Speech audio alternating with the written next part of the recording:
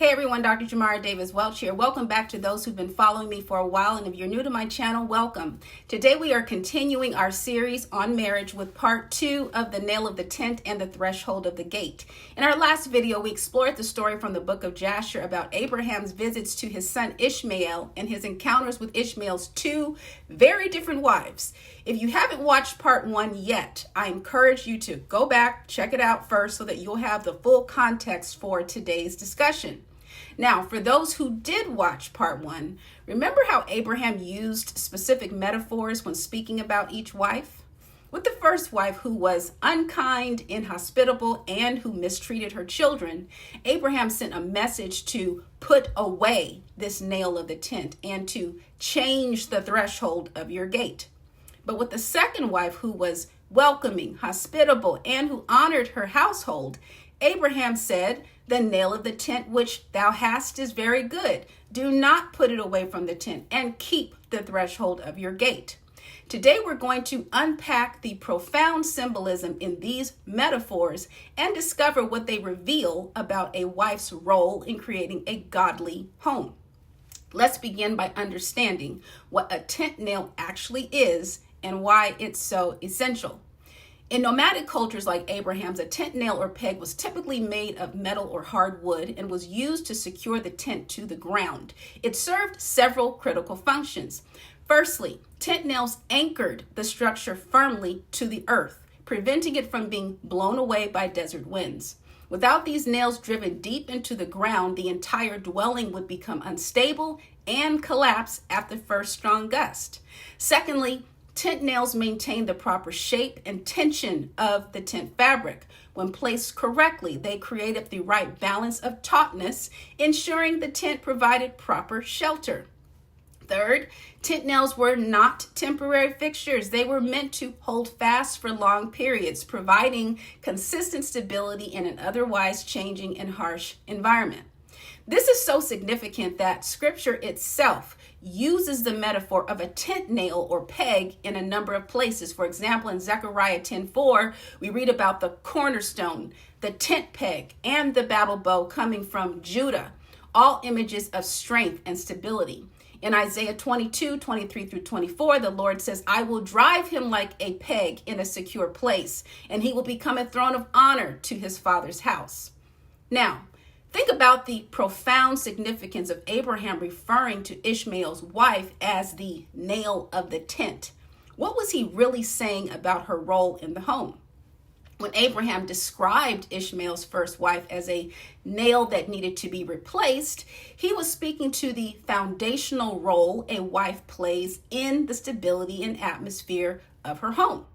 Just as a tent nail anchors the entire structure, a wife grounds her family in principles that will keep them standing strong. The first wife was doing the opposite. She was creating instability through her harsh treatment of the children and disrespect toward her husband. Now, just as a tent nail maintains the proper shape of the dwelling, a wife helps maintain the proper atmosphere and structure of the home. Does she create a space of peace and refuge from the world, or one of chaos and additional stress? The first wife was creating an environment of hostility and strife as Abraham heard her cursing and beating the children. Just as a tent peg must hold firm over time, a wife's consistent character provides security for her family. Abraham witnessed the first wife's failure to show even basic hospitality to a stranger, revealing a character that would undermine rather than strengthen her household. When Abraham declared that the second wife was a nail of the tent that should not be put away, he was affirming that she possessed qualities essential to a thriving home: kindness, hospitality, respect, and care, qualities that anchored and shaped the family in positive ways. While the first wife's behavior was clearly problematic, beating the children, cursing them, and showing disrespect toward her husband, I must note that the story doesn't give us insight into the full context of her circumstances. We don't know if Ishmael was a good husband and or if she was just simply unkind by nature, or if Ishmael had been neglectful or harsh, contributing to her distress. The story only shows us Abraham's brief encounter with her. What we do know is that regardless of her circumstances, her response was harmful to her household. This points to an important truth. While our circumstances may explain certain reactions, they don't excuse ultimately behaviors that damage those around us, especially children. Even in difficult situations, we are responsible for how we respond. The story invites us to self-reflection rather than judgment of others. Rather than focusing on condemning the first wife, we can ask ourselves, how do I respond to challenges in my marriage and home? Do I allow difficult circumstances to justify harmful behaviors? Or am I cultivating the strength of character to respond with wisdom, even when being faced with challenges? In the Islamic version of this story, Abraham uses a different but equally powerful metaphor, the threshold of the gate.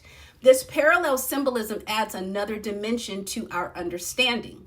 A threshold is much more than just the bottom part of a doorway. It serves crucial functions in architectural space.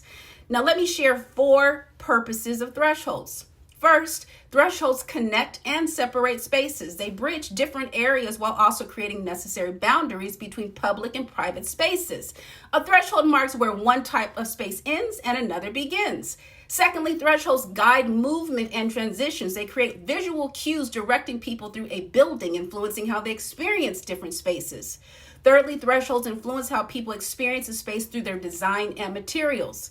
Consider these examples: a threshold made of smooth, polished wood that feels warm underfoot versus a cold metal threshold that feels industrial and utilitarian. Or a threshold with a slight elevation change that creates a deliberate pause as you enter a special space. Or a threshold that's painted or decorative that visually signals this is a different kind of space you're entering. A threshold that's worn and squeaky or damaged that subconsciously communicates neglect. The Japanese genkan is an excellent example. This recessed entryway with specific materials for removing shoes creates a ritual of transition. Similarly, many cultures have symbolic thresholds, like the tradition of carrying a bride over the threshold, which acknowledges this boundary as a significant transition point. In religious architecture, thresholds are often deliberately designed to create a sense of entering sacred space, sometimes with inscriptions or changes in floor material or subtle level changes that make you physically aware that you are crossing into different space. Fourthly, thresholds serve functional purposes, preventing drafts, water leaks, or helping transition between different floor types or elevations.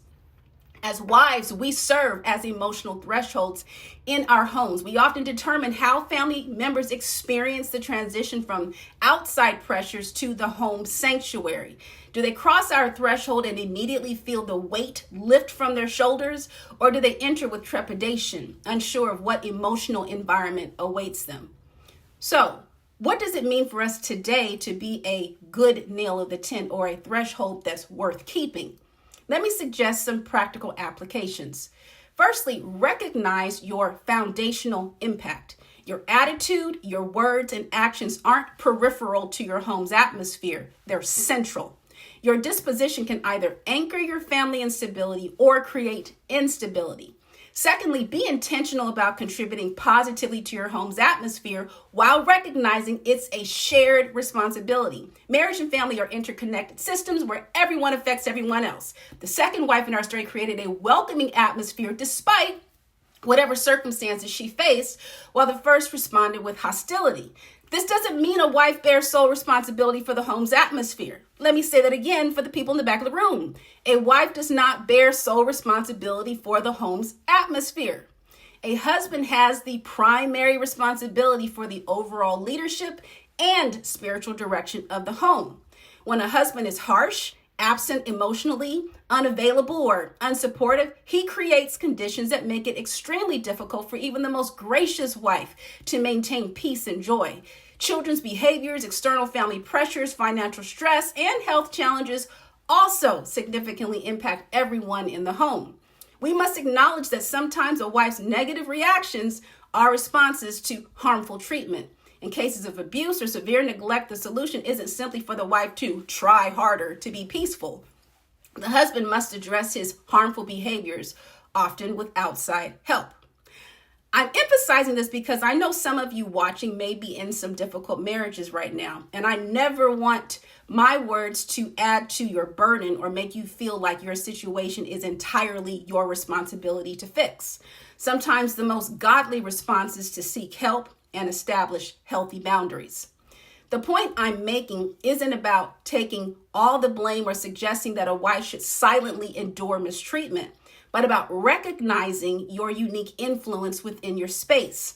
Even in challenging circumstances, you can make choices about whether to amplify negativity or be a source of stability. This doesn't excuse poor behavior from spouses or children. They absolutely have their own responsibilities to fulfill. But it does acknowledge your power to impact the emotional climate, even when you can't control all the factors affecting it. For wives in healthy marriages, this means partnering with husbands who are fulfilling their responsibilities. For those in difficult situations, it means making wise choices about how to respond while also seeking appropriate support and boundaries. Now, for those of you who are not yet married but hope to be someday, there's a profound lesson here about the importance of choosing your spouse wisely. While we're focusing on a wife's role in this discussion, the reality is that your husband will significantly impact your ability to create the home environment that you desire.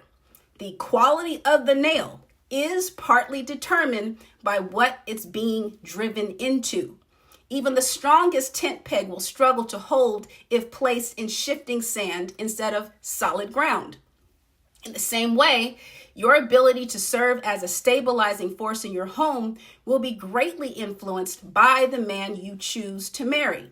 This is why it's crucial to look beyond superficial qualities when considering a potential husband.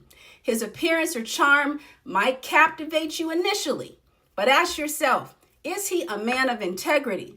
Does he demonstrate good spiritual leadership? Is he kind and loving? How does he handle stress and conflict? Does he make wise decisions? Is he good with children? Does he affirm and value others? Is he a good steward of financial resources? Does he take accountability for his actions?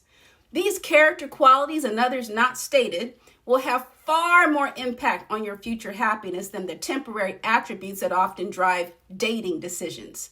Now, for those who are already married, you can't go back in time to make a different choice if your spouse has been more of a burden than a blessing, to be straightforward.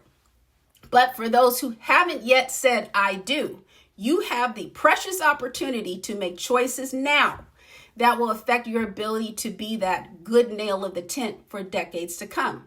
Choose wisely with prayer and discernment, because this decision will shape not just your life, but the spiritual and emotional health of your future family. Next, I want you to understand your role as a boundary keeper. Like a threshold that both connects and separates, a wife often determines what influences enter the home and what stays out. What are you allowing in? What are you keeping out? Next, demonstrate consistency in character. The tent nail that stays firmly planted provides lasting security. Your family needs to know that they can count on your steadfast character, not shifting with every mood or circumstance. I want to emphasize that these principles aren't about placing an unfair burden on wives, but rather recognizing the God-given influence you possess. When we understand the significance of our role, we approach it with greater intentionality and purpose. As we wrap up this second part of the series, I want to remind us that understanding these ancient metaphors isn't about imposing rigid gender roles, but it's about recognizing the unique strengths and profound influence a wife brings to her home. Just as a tent without secure nails cannot stand and a house without thresholds cannot function properly, a home is deeply impacted by the wife's presence, her attitude, and her choices. And I must interject, I find it fascinating that in a dwelling place, tent nails and thresholds aren't the architectural elements that get attention or praise. Nobody walks into a tent and exclaims, wow, look at those amazing tent pegs, or no one enters a home saying, what a stunning threshold. Yet, without these humble, often unseen elements, the entire structure fails. In the same way, a wife's consistent daily choices to create stability and positive transitions may not always receive recognition, but they are quite literally holding the home together. There is profound dignity in this essential foundational role that deserves to be honored. The good news is that if we recognize areas where we're falling short, we can grow and change with God's help. We can become the kind of wife who anchors her family in love, creates an atmosphere of grace, and guides her household with wisdom. In today's world, many forces are trying to diminish the significance of a wife's role. But these ancient metaphors remind us that far from being insignificant, a wife's influence is literally structural, holding everything else together. I'd love to hear your thoughts on this conversation. What resonated with you most? How have you seen these principles play out in your own life or home? Share in the comments below. Lastly, if you have found value in today's discussion, please consider sharing it with someone else who might benefit. And if you haven't already subscribed or followed, you know what to do.